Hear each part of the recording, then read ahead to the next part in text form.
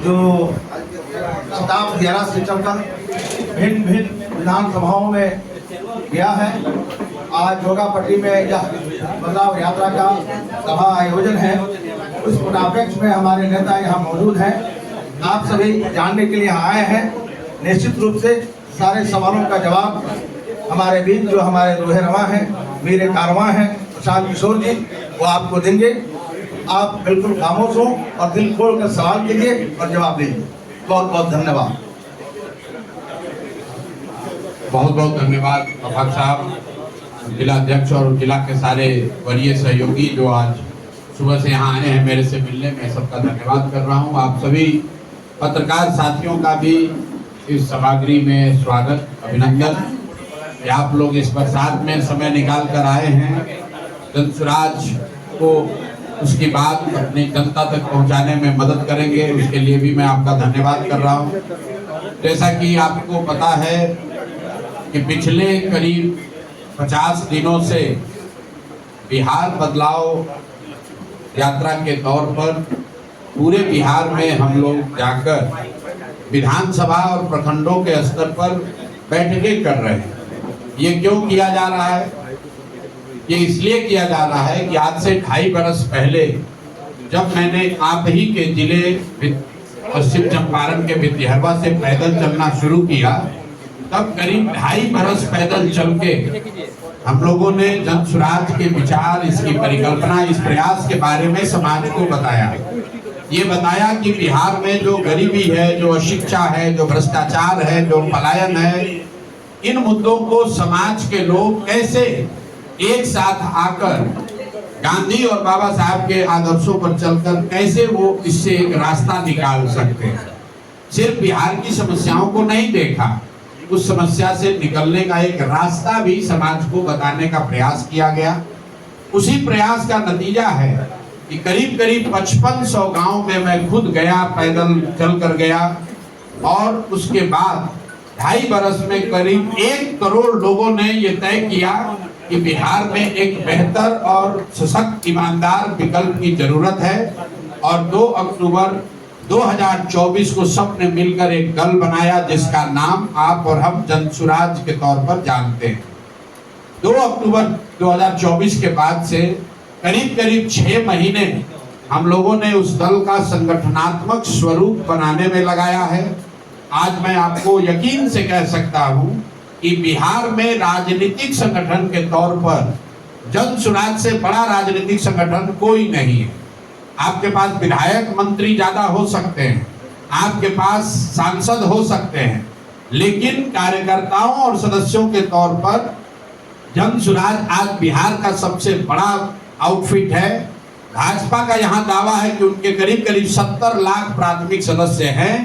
जनसुराज को 1 करोड़ लोगों ने मिलकर बनाया है, और बनाने के बाद हर महीना करीब करीब 3 से 3.5 लाख लोग बजाबता 10 रुपया पैसा देकर हर महीना जनसुराज की प्राथमिक सदस्यता लेते हैं।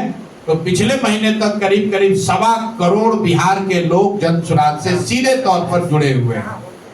दूसरी बात, जनसुराज पिछले 30-35 साल में पहला ऐसा दल होने जा रहा है जिसने घोषणा की है कि बिहार को में व्यवस्था परिवर्तन के लिए किसी भी तरह का किसी नेता, किसी दल से गठबंधन नहीं, सिर्फ और सिर्फ बिहार की जनता से गठबंधन। एक ही एजेंडा है, बिहार से पलायन बंद होना चाहिए, बिहार में शिक्षा रोजगार होना चाहिए। ये दल किसी जाति का नहीं है, किसी व्यक्ति का नहीं है, किसी परिवार का नहीं है। आपको ये दिख सकता है कि आज प्रशांत किशोर इसके अगुवा के तौर पर देख रहे हैं, लेकिन मैं आपके सामने दावे के साथ कह रहा हूं कि आप कुछ वर्षों में वो दौर भी देखेंगे जब प्रशांत किशोर से भी काबिल लड़के इसी बिहार के मिट्टी से निकलेंगे, और वो प्रशांत किशोर से ज्यादा नाम, प्रतिष्ठा, इज्जत और जनता का समर्थन जनसुराज के प्लेटफॉर्म के जरिए हासिल करेंगे। यही जनसुराज का उद्देश्य है। बिहार में व्यवस्था परिवर्तन हो, लेकिन वो परिवर्तन किसी परिवार के द्वारा नहीं, किसी जाति, किसी व्यक्ति विशेष के द्वारा नहीं, बिहार के हर उस व्यक्ति के सामूहिक प्रयास से हो जो बिहार में एक नई राजनीतिक व्यवस्था चाहता है, जो ये चाहता है कि आने वाली पीढ़ियों को कोई बिहारी कह के गाली ना दे, हम लोग आपने देखा होगा पिछले 2.5 वर्ष में मैंने बिहार में एक चीज प्रस्थापित करने की कोशिश की है कि किसी दल का, किसी व्यक्ति का, किसी नेता का नारा नहीं लगाना है।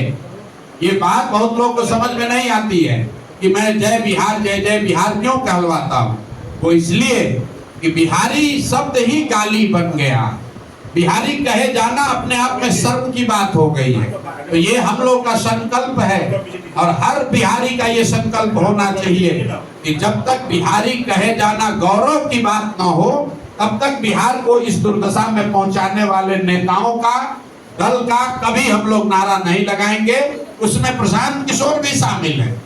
अगर हम भी पहले सजग हुए होते, हमने भी पहले प्रयास किया होता, तो शायद बिहार की ये दुर्गति नहीं होती। इसीलिए किसी व्यक्ति, किसी दल का नारा नहीं, सिर्फ और सिर्फ अपनी धरती, अपने इस मातृभूमि का नारा लगाते हैं हम लोग।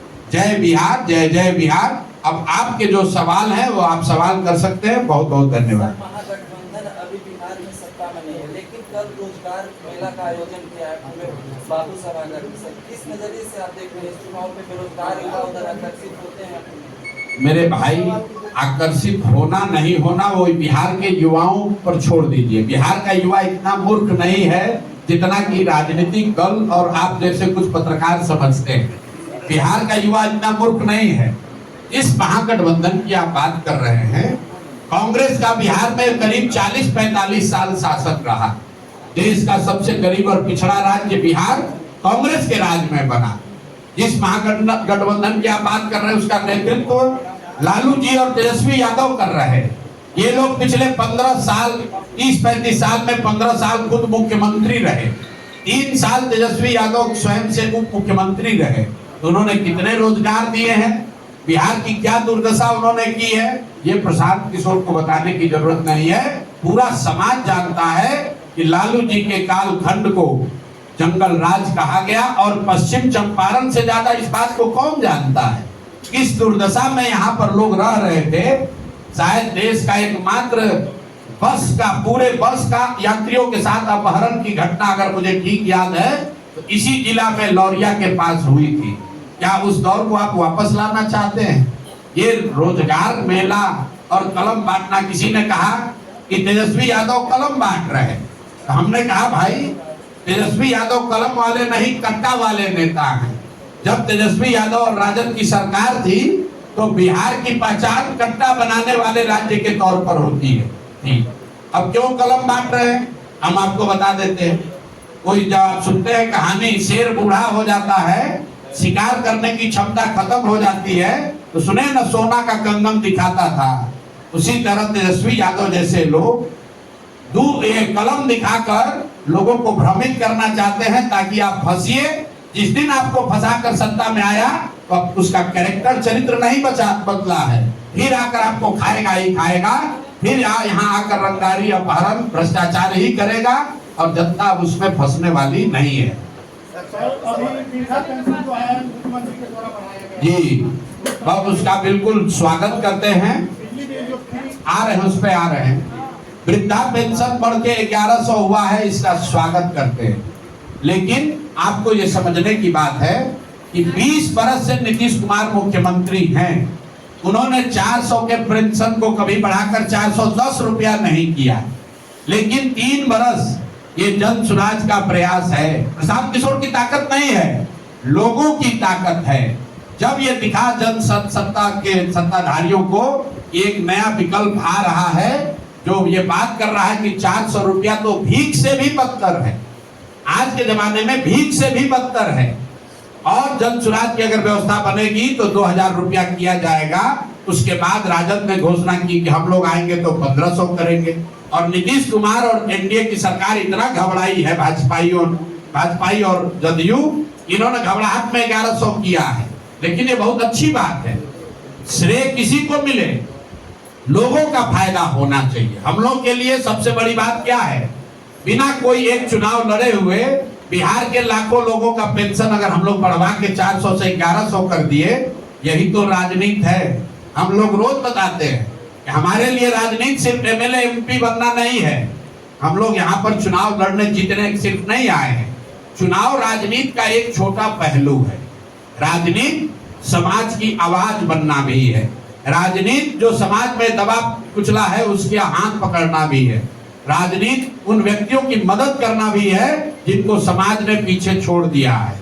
तो प्रशांत किशोर को एमएलए नहीं बनने की जरूरत है। और यही बात तो हम लोग गांव-गांव बता रहे हैं कि बिहार का सुधार जनसुराज के आने से नहीं होगा। बिहार का सुधार उस दिन होगा जिस दिन बिहार के लोगों की राजनीतिक बंधुआ मजदूरी खत्म होगी, जहां लालू के डर से मोदी, अब मोदी के डर से लालू को आपको वोट देना पड़ता है। जिस दिन वो बंधुआ मजदूरी खत्म हुई कि बिहार में सुधार होगा ही होगा। हमने मन से कहा, आपको भी कह देते हैं, जनसुराज आ जाएगा तो कोई गारंटी नहीं है कि जनसुराज का सब आदमी अच्छा ही होगा। अगर जनसुराज का आदमी भी आता है, उसके भी मन में ये डर होना चाहिए कि अगर हम जनता का काम नहीं करेंगे, जनता हमको हटा देगी, तभी बिहार की तरक्की होगी। हमने आगे बढ़कर कहा कि अगर जनसुराज से भी किसी गलत व्यक्ति को टिकट मिल जाए, उसको भी आप लोग वोट मत दीजिए। हर हालत में बिहार में अच्छे आदमी जीतने चाहिए, अच्छे नेता जीतना चाहिए। जनसुराज जीते या न जीते, जिस दल से भी अच्छा आदमी खड़ा है उसकी आप लोग मदद कीजिए, उसको जिताइए। जनसुराज से अगर अच्छा कैंडिडेट नहीं है तो उसको भी हराइए। ये ताकत सिर्फ जनसुराज की है। हम ही लोग ये बात कह रहे हैं कि अगर जनसुराज का कैंडिडेट अच्छा नहीं है, उससे बढ़िया कोई आदमी खड़ा है, आप लोग उसको वोट दीजिए। हर हालत में बिहार जीतना चाहिए। जनसुराज जीते या न जीते, बिहार जीतना चाहिए। और बिहार तब जीतेगा जब आप और हम अच्छे प्रतिनिधियों का चुनाव करेंगे। सर कुछ लोगों का कहना है, सवाल का जवाब चाहता हूँ। क्या?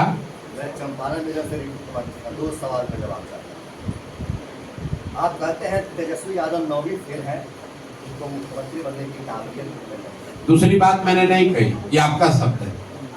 कुछ बुद्धिजीवियों से मेरी बात हुई, उन्होंने कहा कि विधानसभा में विधि का निर्माण होता है, वहाँ किसी IAS, IPS, किसी कलाकार, इंजीनियर, यूनिवर्स की जरूरत नहीं है, वहाँ विधि ग्रेजुएट लोगों की जरूरत है। बेहतर विधि का निर्माण होना चाहिए। देखिए ऐसा है, आप तो पहले इस बात को समझ ही नहीं रहे हैं कि 9वां पास होने और नहीं होने की बात क्यों कही जा रही है।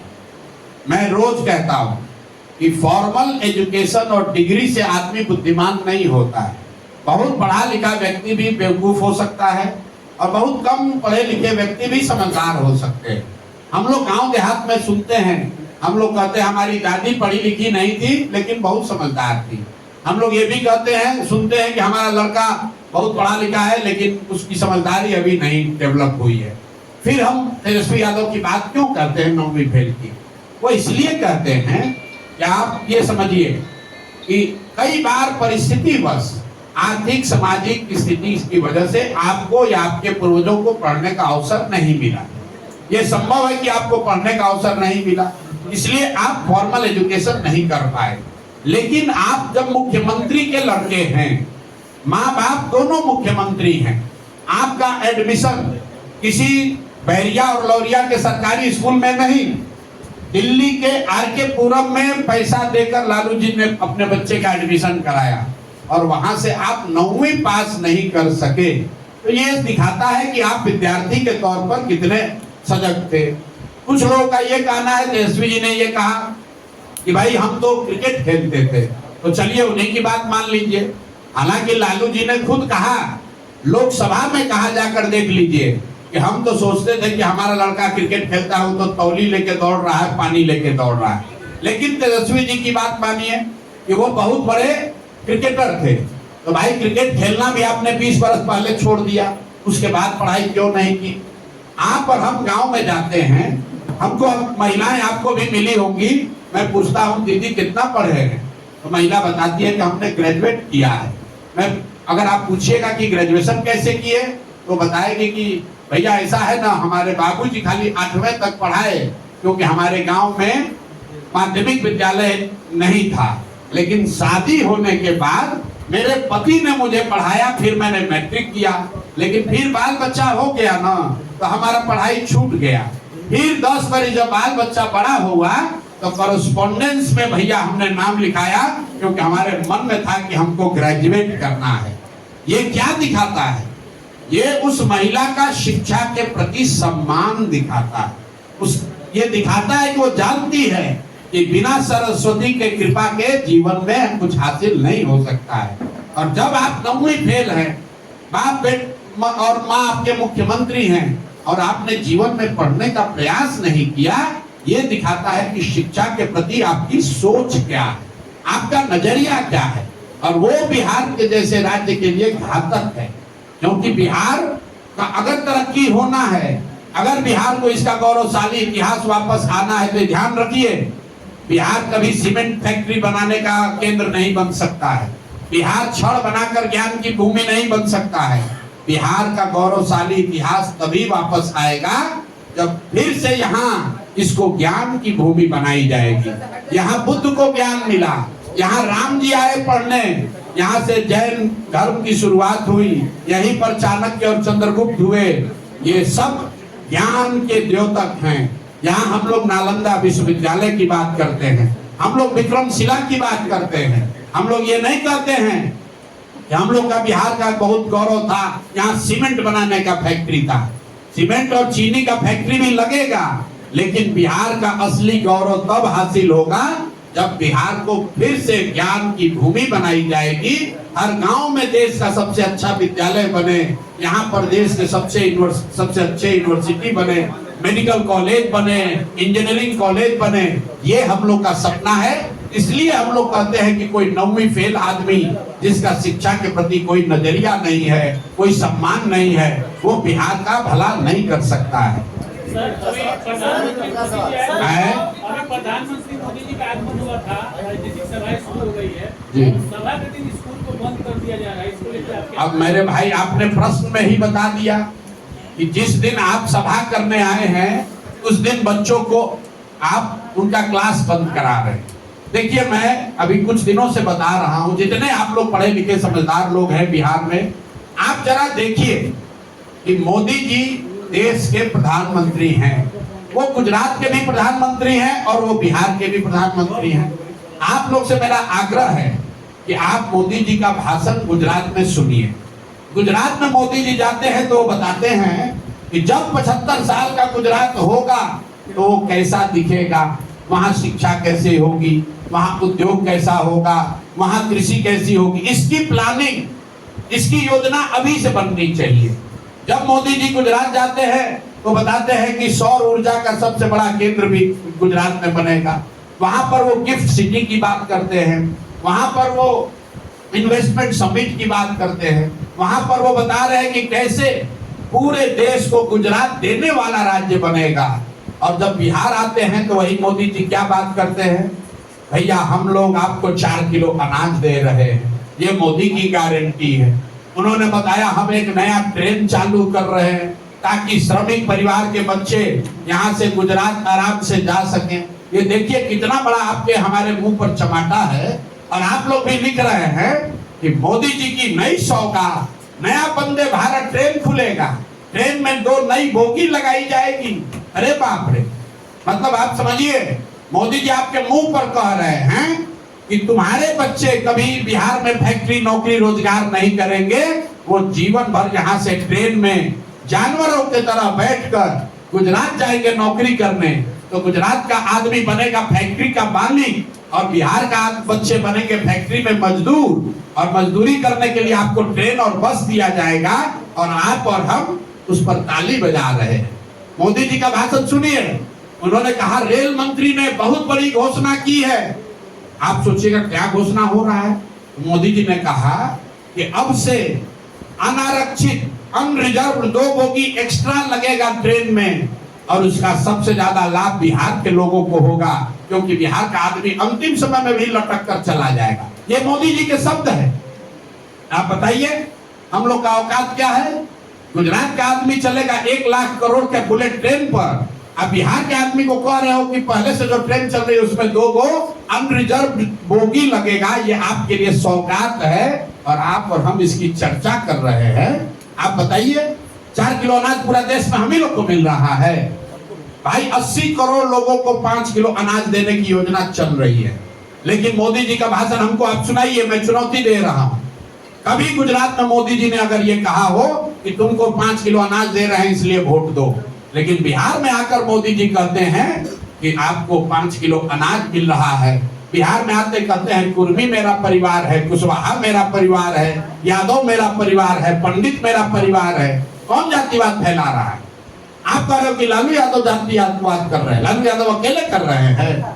आप भी तो आकर आप जाके देखिए काराकाट में मोदी जी का भाषण क्या बता रहे। हमने डाला है फेसबुक पर कि मेरा पासवान समाज है, मेरा तेली समाज है, मेरा कुशवाहा समाज है, मेरा पंडित समाज मेरा परिवार है। अरे वाह, यही प्रधानमंत्री का काम है कि आप आकर यहाँ जातियों को बता रहे हैं कि कौन आपका परिवार है, कौन आपका रिश्तेदार है।